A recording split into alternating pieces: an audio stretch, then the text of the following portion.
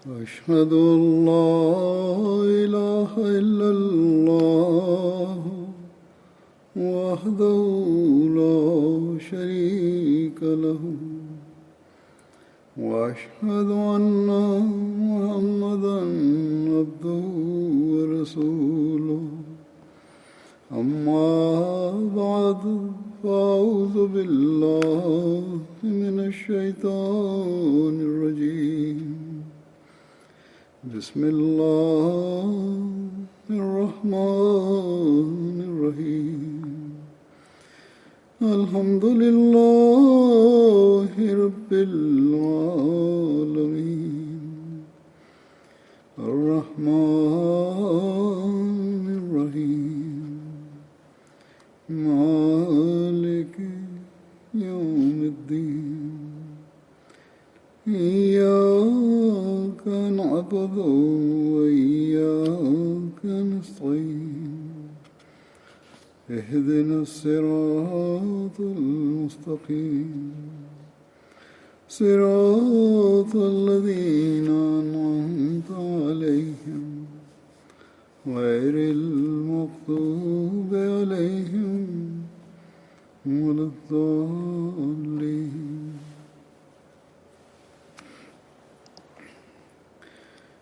آج میں ایک بدری صحابی حضرت خباب بن ارت رضی اللہ عنہ کا ذکر کروں گا. حضرت خباب کا تعلق قبیلہ بنو سعد بن زید سے تھا. ان کے والد کا نام ارت بن جندلہ تھا. ان کی کنیت ابو عبداللہ اور بعض کے نزدیک ابو محمد اور ابو یحییٰ بھی تھی. زمانہ جاہلیت میں غلام بنا کر مکہ میں یہ بیچ دیے گئے. یہ عتبہ بن غزوان کے غلام تھے. بعض کے نزدیک ام انمار خزائیہ کے غلام تھے. بنو زہرہ کے حلیف ہوئے. اول اسلام لانے والے اصحاب میں یہ چھٹے نمبر پر تھے اور ان اولین میں سے ہیں جنہوں نے اپنا اسلام ظاہر کر کے اس کی پاداش میں سخت مصائب برداشت کیے. حضرت خباب رسول اللہ صلی اللہ علیہ وسلم کے دار ارقم میں تشریف لانے اور اس میں دعوت دینے سے پہلے اسلام لائے تھے.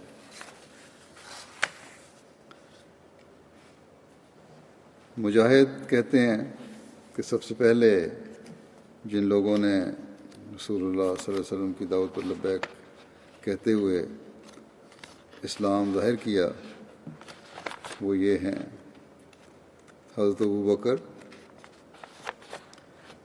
حضرت ابوبکر، حضرت خباب، حضرت صہیب، حضرت بلال، حضرت عمار اور حضرت سمیہ والدہ حضرت عمار. بس رسول اللہ صلی اللہ علیہ وسلم کو تو اللہ تعالیٰ نے ان کے چچا ابو طالب کے ذریعے سے محفوظ رکھا اور حضرت ابوبکر کو خود ان کی قوم نے محفوظ رکھا. یہ بہرحال یہ لکھنے والا ایک جو ہے یہ خاص تناظر میں لکھ رہا ہے، لیکن یہ بہرحال لازمی ہے اور اس کو بھی شاید اس کے ذہن میں نہیں آ رہا لکھنے والے کے کہ باوجود اس کے جو انہوں نے لکھا ہے کہ ان کے چچا ابو طالب نے ان کو محفوظ رکھا یا ان کی وجہ سے حفاظت کی. حضرت صلی اللہ علیہ وسلم خود بھی مشرکین مکہ کے ہاتھوں مظالم سے محفوظ نہ رہے اور نہ ہی حضرت ابوبکر محفوظ رہے. تاریخ اس پہ شاہد ہے. انہیں بھی طرح طرح کے ظلم و ستم کا نشانہ بنایا گیا. بلکہ حضرت ابو طالب سمیت ظلموں کا نشانہ بنایا گیا، اور باقی سب لوگوں کو لوہے کی پھر یہ کہتے ہیں، لکھنے والا یہ کہتا ہے کہ یہ لوگ تو محفوظ رہے، لیکن جیسا کہ میں نے کہا یہ بھی اس کی ایک سوچ ہے، کیونکہ تاریخ تو یہ کہتی ہے کہ یہ بھی نہ حضرت صلی اللہ علیہ وسلم محفوظ رہے نہ حضرت ابوبکر محفوظ رہے، لیکن بہرحال پھر وہ آگے لکھتا ہے اپنے اس کا اظہار کرتے ہوئے کہ ان کے یہ تو دونوں محفوظ ہوئے، لیکن باقی سب لوگوں کو لوہے کی زرہیں پہنائی گئیں اور انہیں سورج کی شدید دھوپ میں جھلسایا گیا، اور جس قدر اللہ نے چاہا انہوں نے لوہے اور سورج کی حرارت کو برداشت کیا۔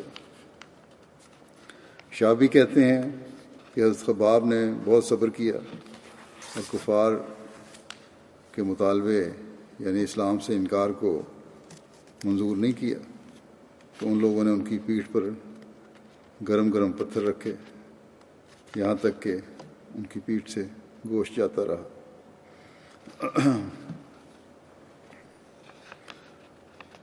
اسد الغابہ کی یہ ساری روایت ہے۔ حضرت خباب کا ایک واقعہ جو حضرت عمر کے اسلام قبول کرنے کے وقت پیش آیا، اس کا تفصیلی ذکر کرتے ہوئے حضرت مرزا بشیر احمد صاحب نے سیرت خاتم النبیین میں یوں بیان فرمایا ہے کہ ابھی حضرت حمزہ کو اسلام لائے صرف چند دن ہی گزرے تھے کہ اللہ تعالیٰ نے مسلمانوں کو ایک اور خوشی کا موقع دکھایا، یعنی حضرت عمر جو ابھی تک اشد مخالفین میں سے تھے مسلمان ہو گئے۔ ان کے اسلام لانے کا قصہ بھی نہایت دلچسپ ہے، بہت سارے لوگوں نے سنا بھی ہوا ہے، پڑھا بھی ہوا ہے، لیکن یہ تفصیل جہاں آپ نے بیان کی ہے یہ بھی میں بیان کر دیتا ہوں، اور یہ ان کی تاریخ کے لیے ضروری ہے بیان کرنا۔ حضرت عمر کی طبیعت میں سختی کا مادہ تو زیادہ تھا ہی، مگر اسلام کی دعوت نے اسے اور بھی زیادہ کر دیا تھا۔ چنانچہ اسلام سے قبل عمر غریب اور کمزور مسلمانوں کو ان کے اسلام کی وجہ سے بہت سخت تکلیف دیا کرتے تھے، لیکن جب وہ انہیں تکلیف دیتے دیتے تھک گئے اور ان کے واپس آنے کی کوئی صورت نہ دیکھی تو خیال آیا کیوں نہ اس فتنہ کے بانی کا ہی خاتمہ کر دیا جائے، یعنی حضرت صلی اللہ علیہ وسلم کا۔ یہ خیال آنا تھا کہ تلوار لے کر گھر سے نکلے اور حضرت صلی اللہ علیہ وسلم کی تلاش شروع کی۔ راستے میں ایک شخص نے انہیں ننگی تلوار ہاتھ میں لیے جاتے دیکھا تو پوچھا، عمر کہاں جاتے ہو؟ عمر نے جواب دیا، محمد صلی اللہ علیہ وسلم کا کام تمام کرنے جاتا ہوں۔ اس نے کہا، کیا تم محمد کو قتل کر کے بنو عبد مناف سے محفوظ رہ سکو گے؟ ذرا پہلے اپنے گھر کی تو خبر لو، تمہاری بہن اور بہنوئی مسلمان ہو چکے ہیں۔ حضرت عمر جھٹ پلٹے، واپس ہوئے اور اپنی بہن فاطمہ گھر کا راستہ لیا۔ جب گھر کے قریب پہنچے تو اندر سے قرآن شریف کی تلاوت کی آواز آئی جو خباب بن الارت خوش الحانی کے ساتھ پڑھ کر سنا رہے تھے۔ عمر نے یہ آواز سنی تو غصہ اور بھی بڑھ گیا، جلدی سے گھر میں داخل ہوئے، لیکن ان کی آہٹ سنتے ہی خباب تو فوراً کہیں چھپ گئے اور فاطمہ نے قرآن شریف کے اوراق بھی ادھر ادھر چھپا دیے۔ ان کی حضرت عمر کی بہن کا نام فاطمہ تھا۔ حضرت عمر اندر آئے تو للکار کے کہا، میں نے سنا ہے کہ تم اپنے دین سے پھر گئے ہو۔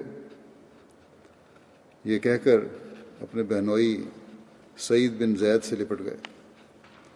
فاطمہ اپنے خاوند کو بچانے کے لیے آگے بڑھیں تو وہ بھی زخمی ہوئیں، مگر فاطمہ نے دلیری کے ساتھ کہا، ہاں عمر، ہم مسلمان ہو چکے ہیں اور تم سے جو ہو سکتا ہے کر لو۔ اب ہم اسلام کو نہیں چھوڑ سکتے۔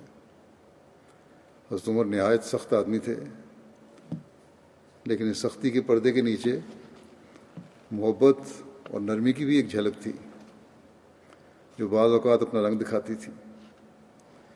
بہن کا یہ دلیرانہ کلام سنا، یہ بات سنی تو آنکھ اوپر اٹھا کے دیکھا،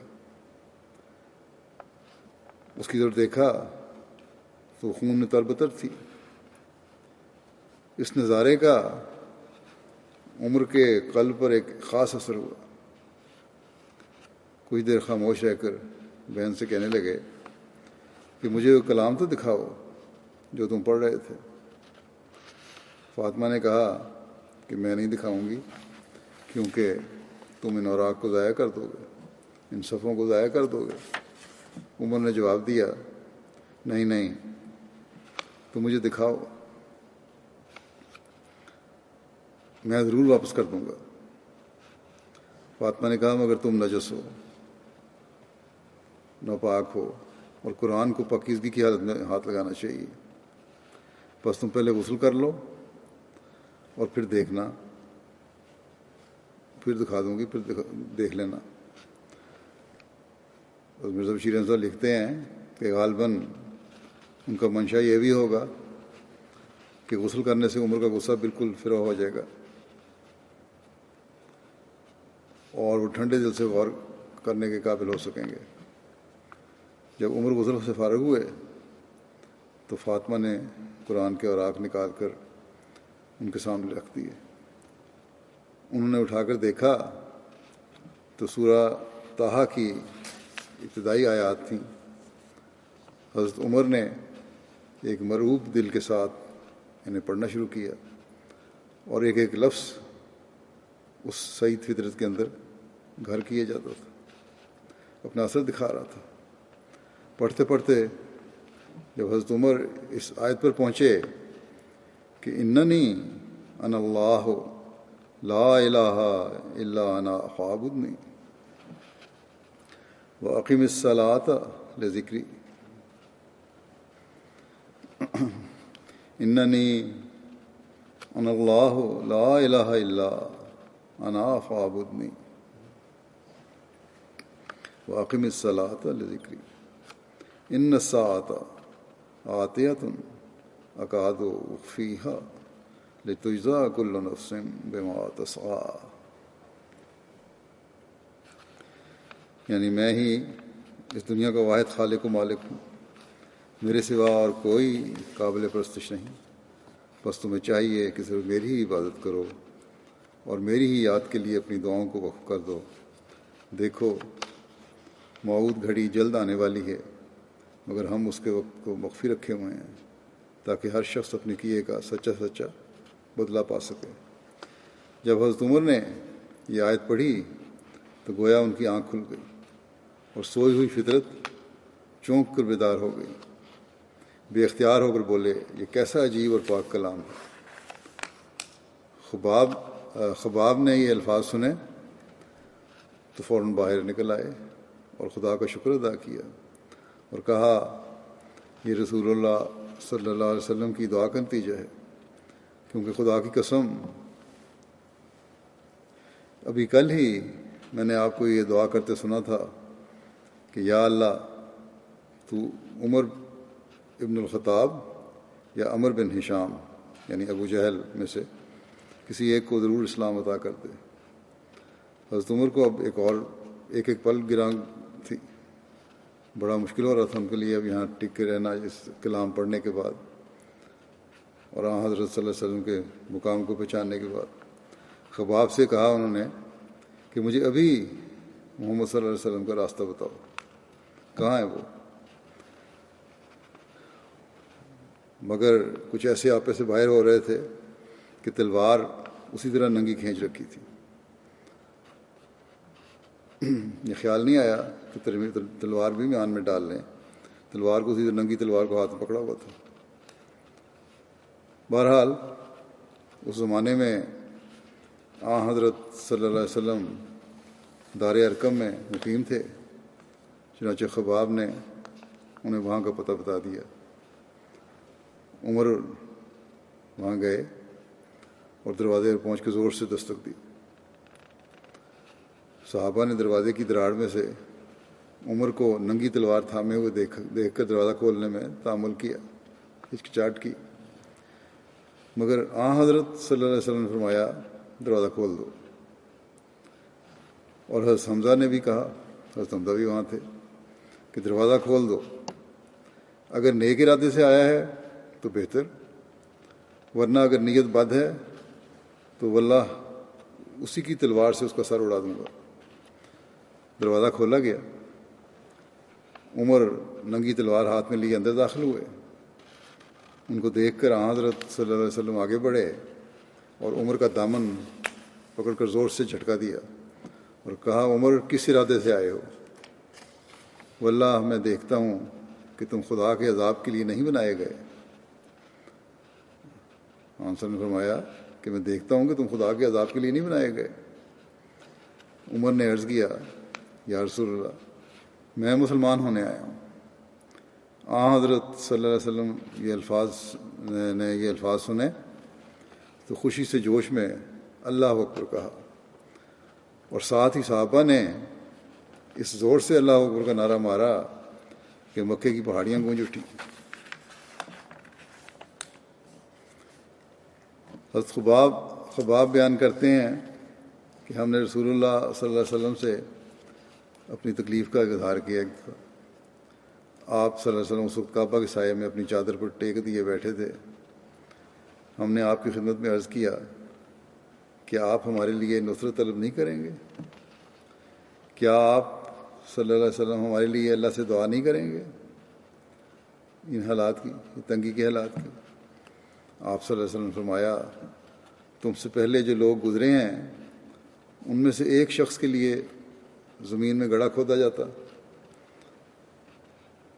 پھر اسے اس میں گاڑ دیا جاتا، پھر آرا لایا جاتا وہ اس کے سر پر رکھا جاتا اور اس شخص کے 2 ٹکڑے کر دیے جاتے، اور یہ بات اس کو اس کے دین سے نہ روک سکتی، اور لوہے کی کنگھیوں سے اس کا گوشت ہڈیوں یا پٹھوں سے نوچ کر الگ کر دیا جاتا، اور یہ بات اس کو اس کے دین سے نہ روک سکتی۔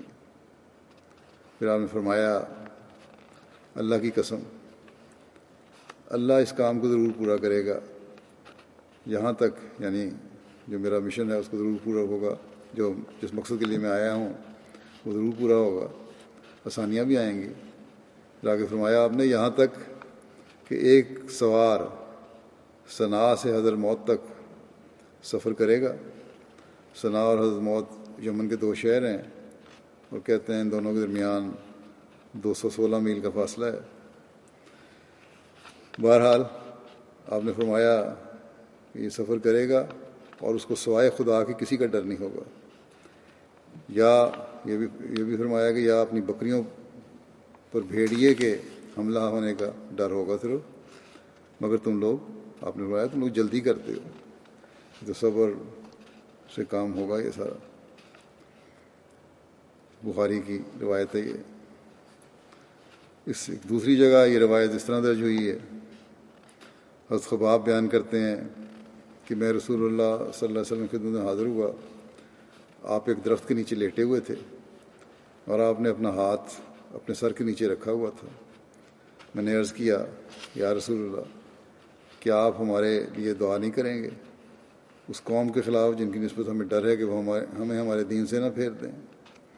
تو آپ نے مجھ سے اپنا چہرہ 3 مرتبہ پھیرا، چہرہ پرے کر لیا، اور جب بھی میں آپ سے یہ عرض کرتا تو آپ اپنا منہ موڑ لیتے۔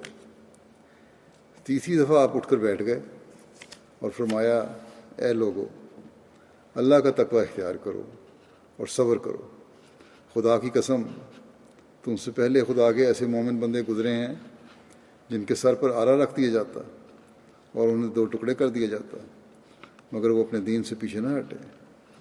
اللہ کا تقوی اختیار کرو، اللہ تمہاری راہیں کھولنے والا اور تمہارے کام بنانے والا ہے۔ حضرت خباب سے مروی ہے، وہ کہتے ہیں کہ میں لوہار تھا اور آس بن وائل کے ذمہ میرا قرض تھا۔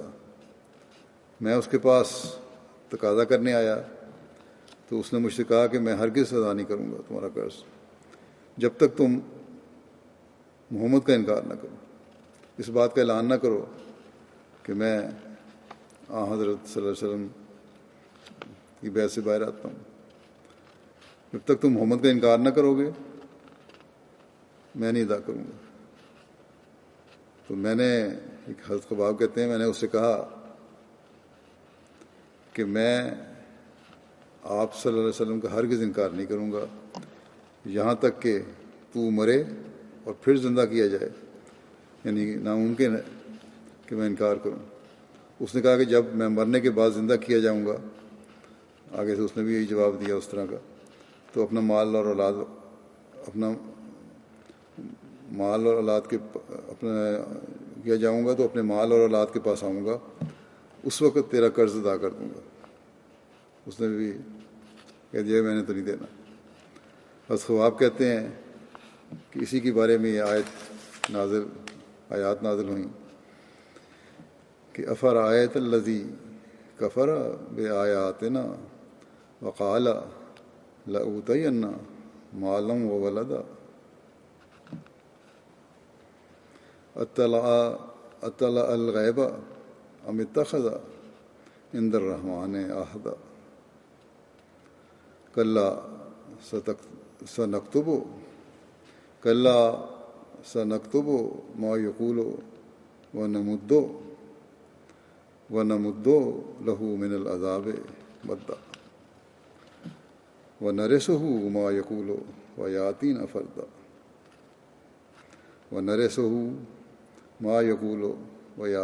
فردا کیا تو نے اس شخص کی حالت پر غور نہیں کیا جس نے ہمارے نشانوں کا انکار کیا اور کہا کہ مجھے یقیناً بہت سا مال اور بہت سے بیٹے دیے جائیں گے؟ کیا اس نے غیب کا حال معلوم کر لیا ہے یا خدائے رحمان سے کوئی وعدہ لے لیا ہے؟ ایسا ہرگز نہیں ہوگا۔ ہم اس کے اس قول کو محفوظ رکھیں گے اور اس کے عذاب کو لمبا کر دیں گے، اور جس چیز پر وہ فخر کر رہا ہے اس کے ہم وارث ہو جائیں گے اور وہ ہمارے پاس اکیلا ہی آئے گا۔ حضرت خباب لوہار تھے اور تلواریں بنایا کرتے تھے۔ رسول اللہ صلی اللہ علیہ وسلم ان سے بہت الفت رکھتے تھے اور ان کے پاس تشریف لے جایا کرتے تھے۔ ان کی مالکہ کو اس کی خبر ملی کہ حضرت صلی اللہ علیہ وسلم حضرت خباب کے پاس آتے ہیں، تو وہ گرم گرم لوہا حضرت خباب کے سر پر رکھنے لگی۔ لوہے کا کام تھا، لوہے کو بھٹی میں ڈالتے تھے، وہ گرم لوہا ان کے سر پہ رکھنے لگی۔ حضرت خباب نے رسول اللہ صلی اللہ علیہ وسلم سے اس کی شکایت کی تو آپ نے فرمایا اللہ خباب کی مدد کر، دعا کی آپ نے۔ بس نتیجہ یہ ہوا کہ ان کی مالکہ ایک روایت میں ہے کہ ان کی مالکہ جو تھی انمار، اس کے سر میں کوئی بیماری پیدا ہو گئی اور وہ کتوں کی طرح آوازیں نکالتی تھی۔ اس سے کہا گیا کہ تو داغ لگوا لے، یعنی گرم لوہا لگوا اپنے سر پہ۔ چنانچہ حضرت خباب گرم لوہے سے اس کے سر کو داغتے تھے۔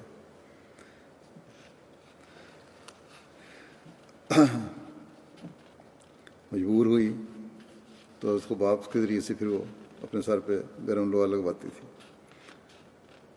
ابو لیلہ کندی سے مروی ہے، وہ کہتے ہیں کہ حضرت خباب حضرت عمر کے پاس آئے۔ حضرت عمر نے ان کو کہا کہ قریب آ جاؤ، کیونکہ سوائے عمار بن یاسر کے اس مجلس کا تم سے زیادہ مستحق کوئی نہیں۔ حضرت خباب اپنی پیٹھ کے وہ نشانات دکھانے لگے جو مشرکین کے تکلیف دینے سے پڑ گئے تھے۔ طبقات الکبریٰ کی روایت ہے۔ ایک اور جگہ کمر کے زخم دکھانے کے بارے میں اس طرح روایت آتی ہے، تفصیل سے ذرا شابی سے روایت ہے کہ حضرت خباب حضرت عمر بن خطاب کے پاس آئے۔ انہوں نے حضرت خباب کو اپنی نشست گاہ پر بٹھایا اور فرمایا سطح زمین پر کوئی شخص اس مجلس کا ان سے زیادہ مستحق نہیں سوائے ایک شخص کے۔ حضرت خباب نے کہا ہے امیر المومنین وہ کون ہے؟ تو حضرت عمر نے فرمایا وہ بلال ہے۔ حضرت خباب نے حضرت عمر سے کہا کہ اے امیر المومنین، وہ مجھ سے زیادہ مستحق نہیں ہے، کیونکہ بلال جب مشرکوں کے ہاتھ میں تھے تو ان کا کوئی نہ کوئی مددگار تھا جس کے ذریعے اللہ تعالیٰ ان کو بچا لیا کرتا تھا، مگر میرے لیے کوئی نہ تھا جو میری حفاظت کرتا۔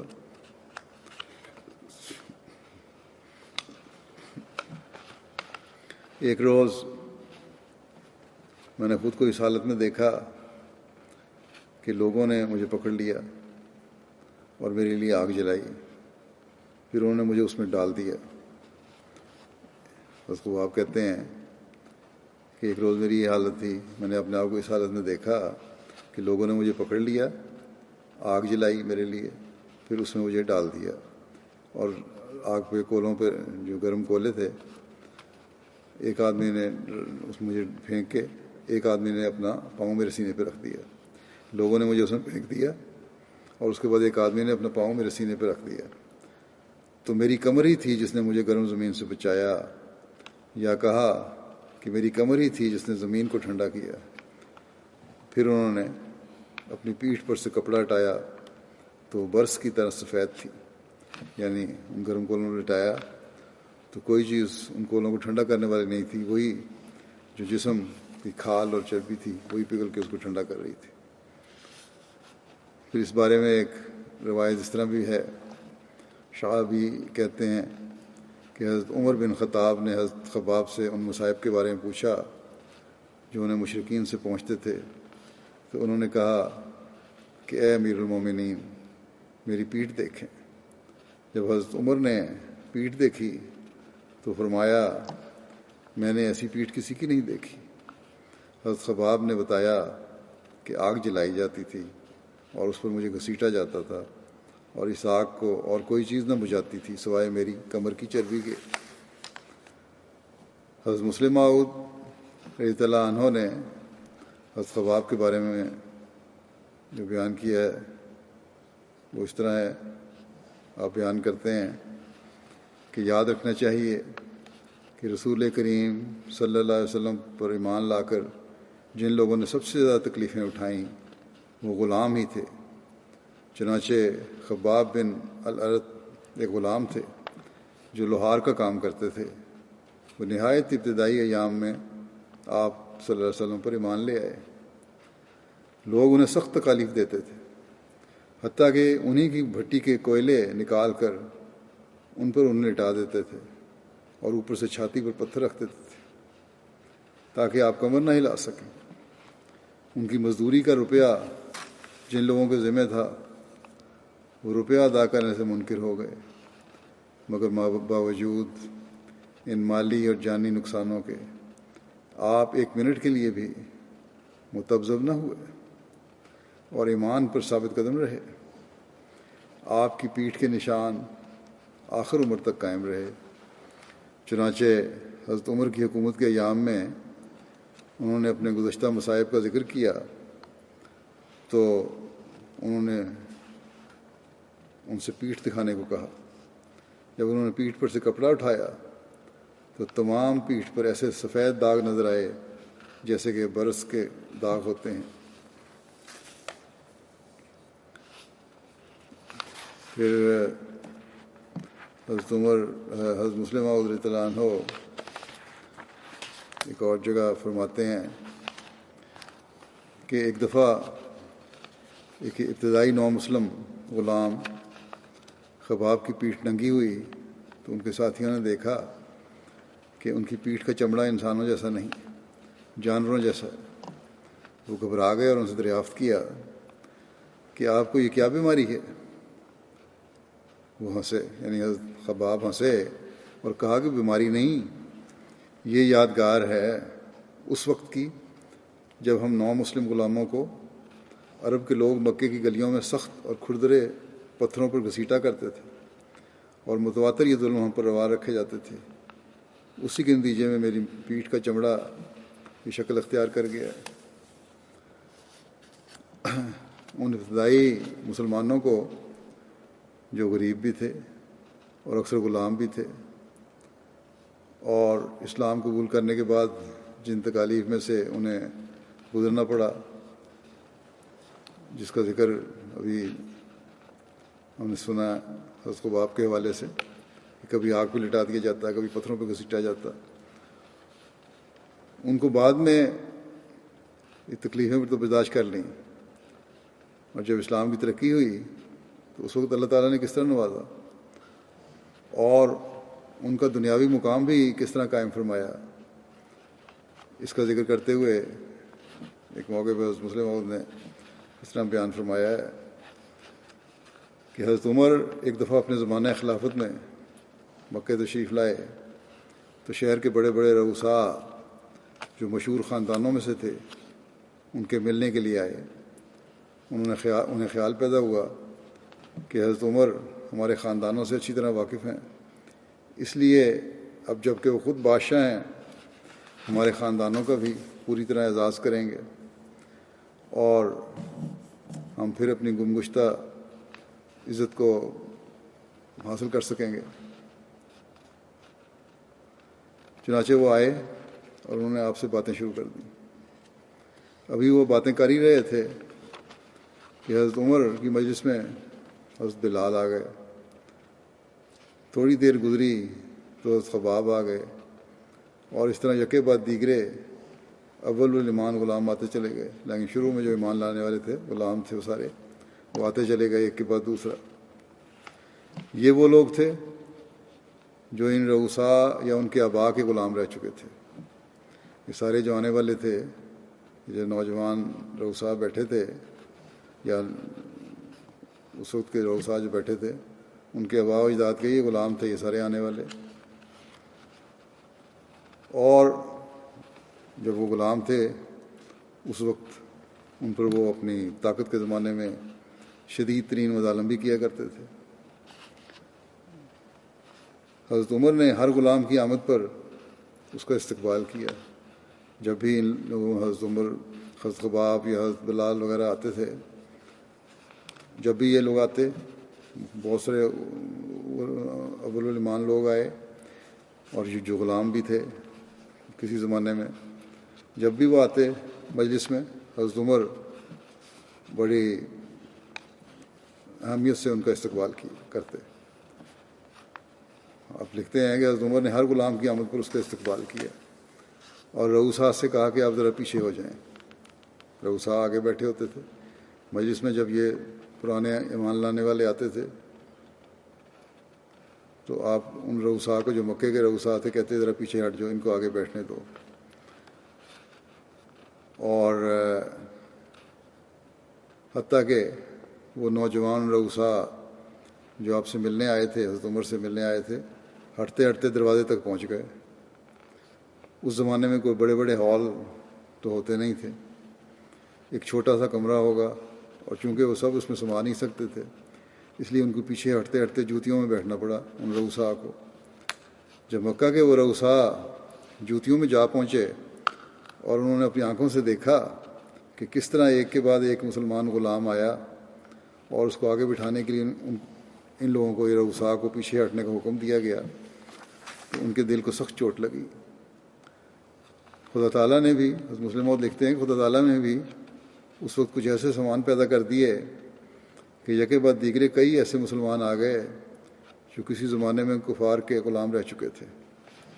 اگر ایک بار ہی وہ رؤساء پیچھے ہٹتے تو ان کو احساس بھی نہ ہوتا، مگر چونکہ بار بار ان کو پیچھے ہٹنا پڑا اس لیے وہ اس بات کو برداشت نہ کر سکے اور اٹھ کر باہر چلے گئے.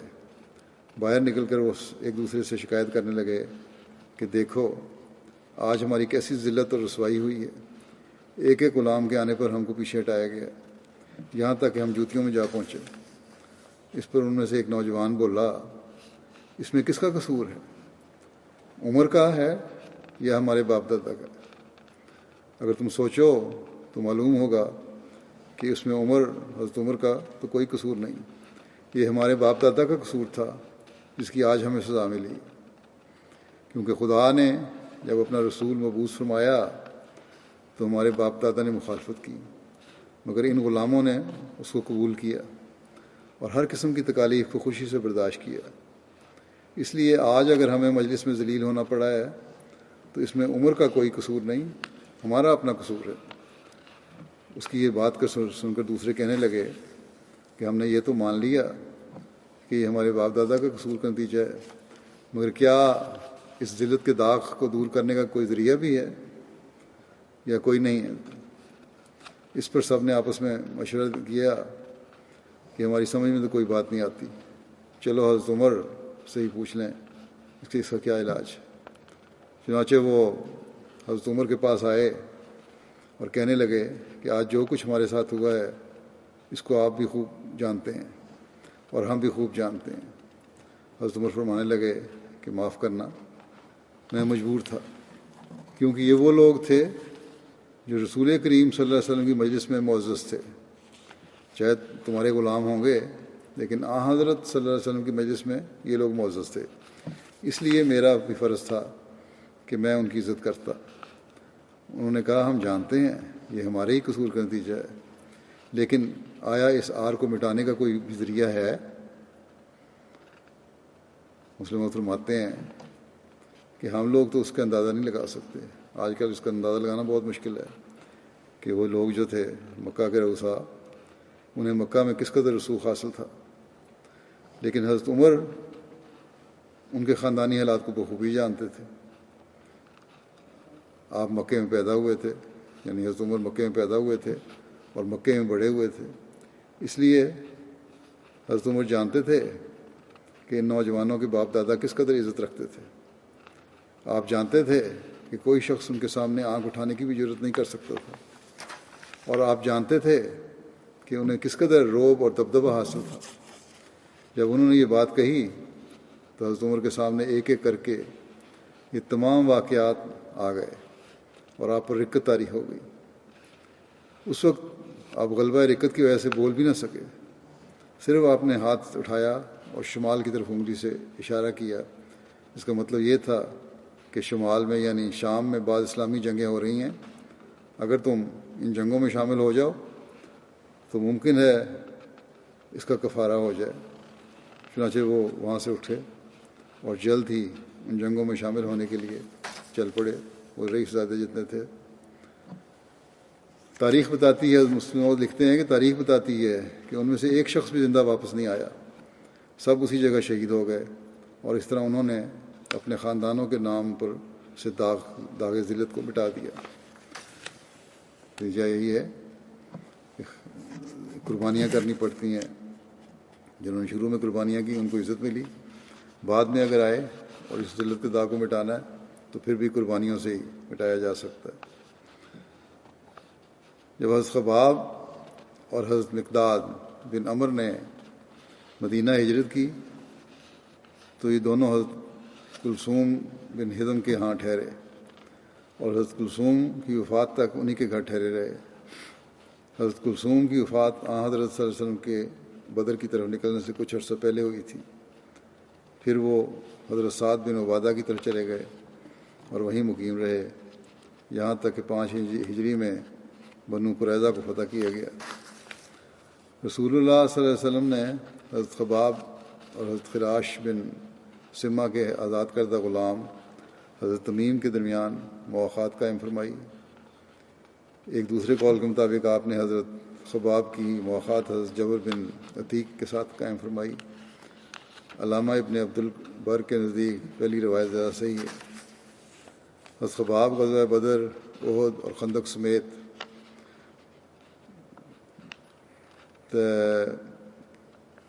دیگر تمام غزوات میں رسول اللہ صلی اللہ علیہ وسلم کے ساتھ شریک رہے۔ ابو خالد بیان کرتے ہیں کہ ایک دن ہم مسجد میں بیٹھے ہوئے تھے کہ حضرت خباب آئے اور خاموشی سے بیٹھ گئے۔ لوگوں نے ان سے کہا کہ آپ کے دوست آپ کے پاس اکٹھے ہوئے ہیں تاکہ آپ ان سے کچھ بیان کریں یا انہیں کچھ حکم دیں۔ حضرت خباب نے کہا میں انہیں کس بات کا حکم دوں؟ ایسا نہ ہو کہ میں انہیں کسی ایسی بات کا حکم دوں جو میں خود نہیں کرتا۔ اللہ تعالیٰ کا خوف اور تقوی کا یہ معیار تھا ان لوگوں کا۔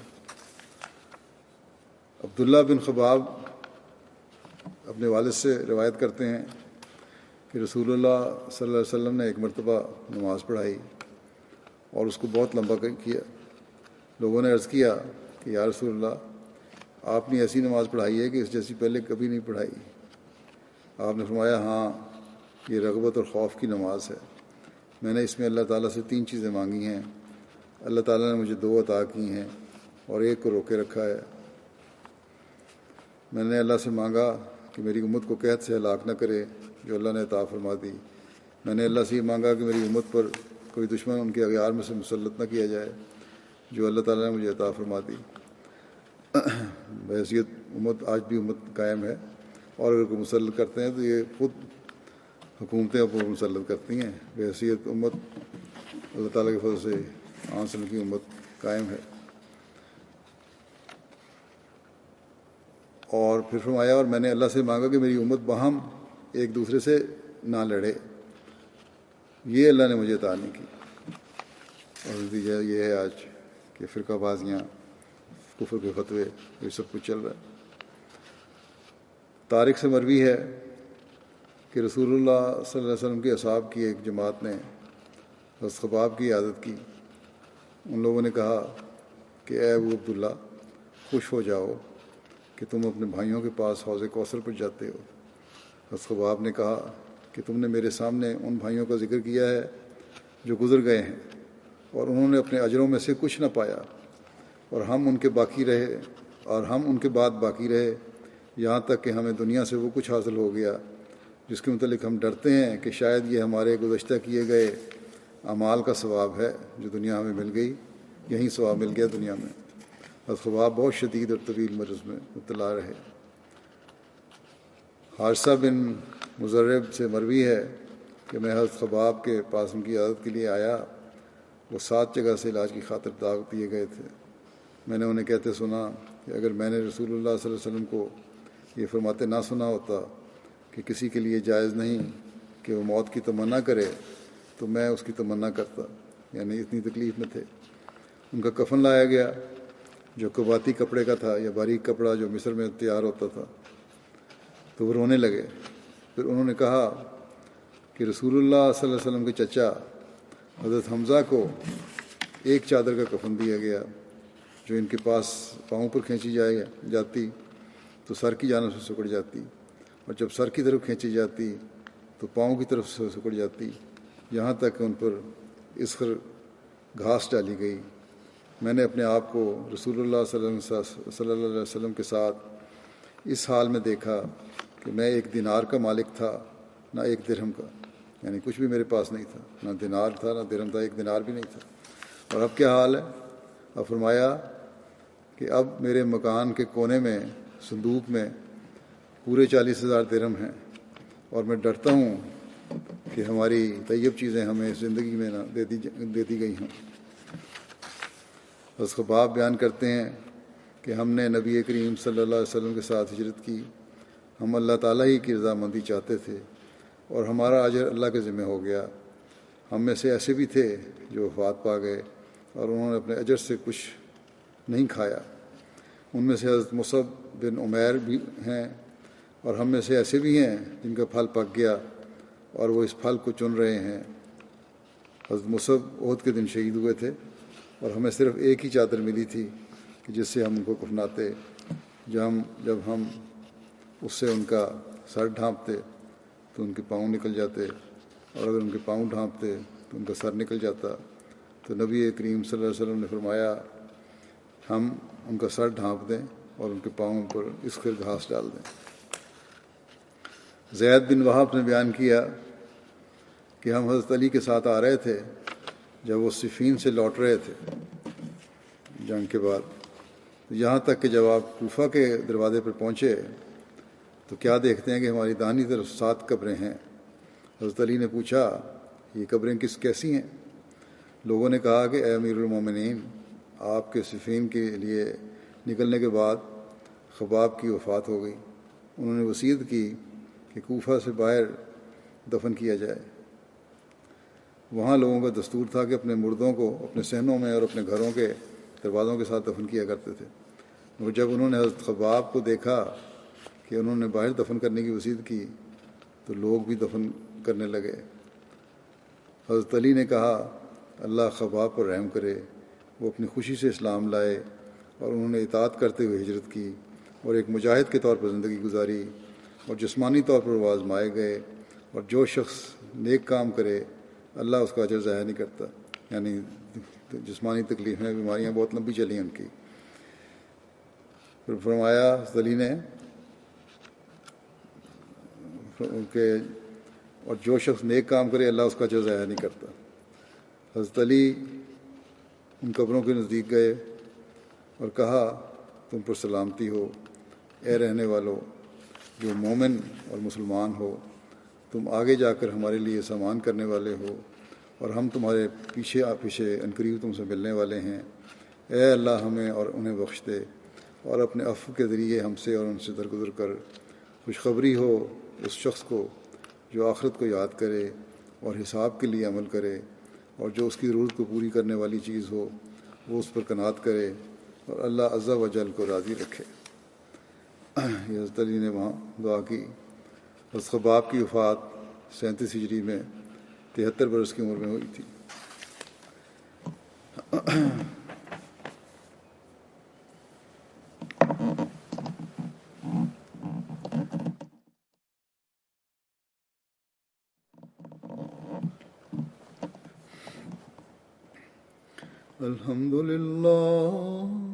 الحمد لله نحمده ونستعينه ونستغفره ونؤمن به ونتوكل عليه ونعوذ بالله من شرور أنفسنا ومن سيئات أعمالنا.